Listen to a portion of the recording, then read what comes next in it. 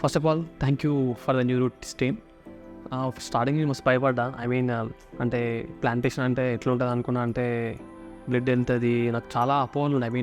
చాలా భయపడ్డా first of all.